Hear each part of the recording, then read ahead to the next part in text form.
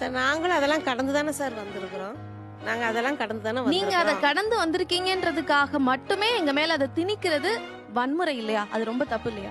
உடல் ரீதியான அசுத்தம் உங்ககிட்ட இருக்குன்னும் போது அதை நீ வந்து குளிச்சுட்டு வந்தா நல்லதுன்னு சொல்ற, வேற ஒண்ணுமே சொல்லம்மா. அது உங்களுக்கு அசுத்தமா இல்ல நீங்க வச்சிருக்கக்கூடிய நம்பிக்கைக்கு அசுத்தமான்றதை நீங்க உங்க மனசாட்சியை கேள்வி கேட்டுக்கோங்க.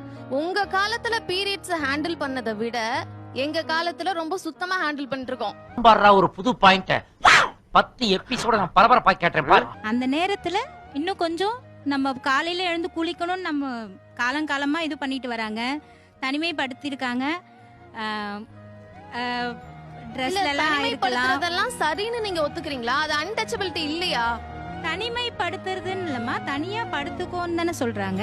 அதுதான் ஏன்னு கேக்குறேன். அதுக்கு என்ன ரீசன் உங்களுக்கு சொல்லப்பட்டுச்சு? அதை நீங்க கரெக்டா எனக்கு சொல்லுங்கன்னு சொல்றேன். என்கிட்ட பதில் இல்லம்மா. நீ அறிவியல் அறிவியலான ரீதியா ஒரு வழக்கத்தை ஏன் திணிக்கிறீங்கன்னு கேக்குறோம்.